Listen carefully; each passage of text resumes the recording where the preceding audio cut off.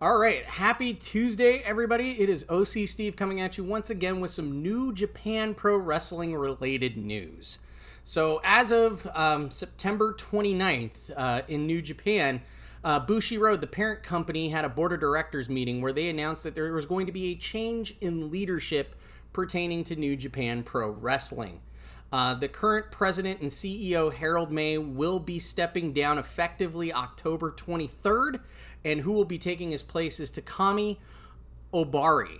He is currently the CEO of New Japan of America. He will be assuming the duties and oversight of New Japan as a whole. There's a lot of speculation going on right now with a lot of people fantasy booking, fantasy projecting what the new captain of the New Japan ship respectively will be doing. A lot of rumors and speculation with no real founded fact that they're going to start running back to AEW to rebuild that relationship and mend those fences. I think it's a little premature to determine what Obari is going to do moving forward.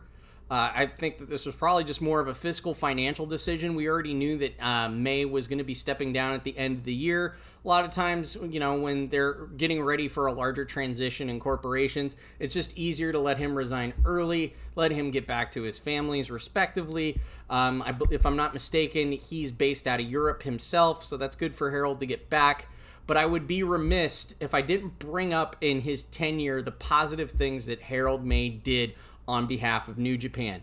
One of his first ideas was to implement better merchandising opportunities. He's responsible for creating those souvenir teddy bears that you might see of Shingo Takagi, Jay White, Kota Ibushi, even Kenny Omega while he was there, Okada, Desperado, many names go on, but that was kind of his original gateway into a merchandising idea. Harold came from a background of working with Coca-Cola Japan, so he's really trying to bring that better business acumen to New Japan Pro Wrestling. Under his tenure, we did also see the G1 start here in America. He was really making an emphasis to getting New Japan having a foothold in the American market, so that was the first time we've ever seen the G1 tournament begin on American soil. His campaigns to help establish New Japan of America and have more touring events. The idea of New Japan of America, he was, helping to cultivate that concept where if there's events going on in Japan, that doesn't mean that we can't have superstars that wouldn't participate in those tours be here stateside in America. Also, under his tenure, he helped reestablish the LA Dojo and bring that back up to speed. And we've definitely seen some recruits such as Carl Fredericks, Gabriel Kidd, and many others go through those doors that will be future superstars in New Japan moving forward. So I think it's too soon. It's too knee-jerk to immediately think that they're going to go running back to AEW. The one thing when you invest time and pay attention to as a New Japan fan, you'll know that their plans are, not just, they ward on the safe side, but they're also fiscally responsible. They're looking at making sure that they take fiscal risks that don't jeopardize the company, with talent and also finances. So this is a slow burn. They're establishing a foothold in the American system, and AEW is barely a blip on the map in comparison to New Japan. That's not a slight on AEW. It's just they're going to go in business with people that have had the ability to stand the test of time. Just speculation myself, I think that would be establishing those business relationships with people that have been around for a few decades, if not longer. Their long-lasting relationship with CMLL for Luchador.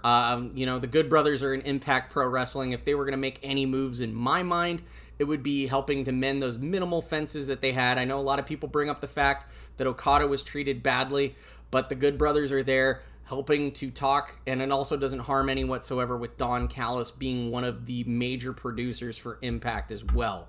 But that's just speculation. I don't want to delve too deep into that wrestling tinfoil hat as much as I want to say thank you for Harold Meiji for his time in New Japan. He had a very difficult run amidst the pandemic, creating the New Japan Together project.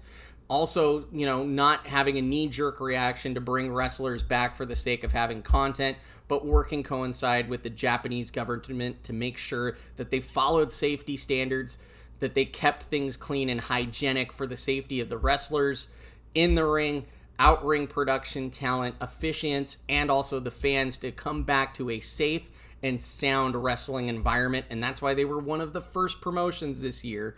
You can say one way or the other, but they were one of the first promotions to bring back fans in safe capacities, working in hand with the government to live events. And that's why at most venues now, during the course of the G1 tournament, they have at least 50% occupancy, and that'll eventually continue to progress, coinciding with whatever the state officials implement for attendance rules and procedures. So he had a tough run, but he stood the test of time. He planted his feet in the sand and made sure that New Japan was that shining promotion, and also helping out other promotions that were suffering during the course of this pandemic. So I applaud Harold Meiji. He had a tough road to trudge, but he got through it.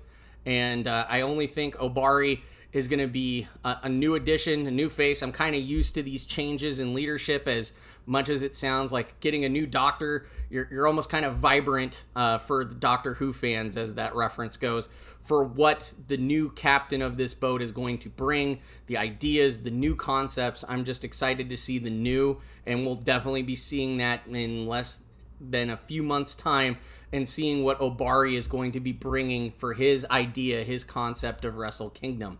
So that's the news for now. What did you enjoy about Harold Meiji's tenure as president and CEO of New Japan?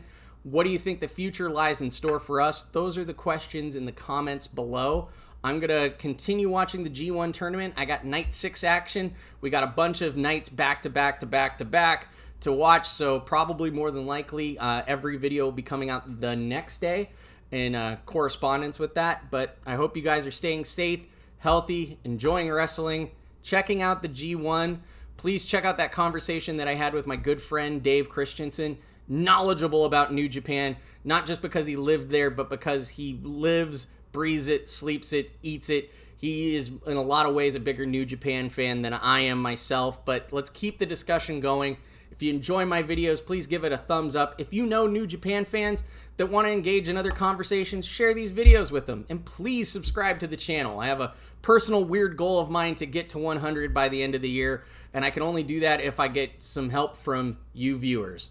So as always, keep it too sweet.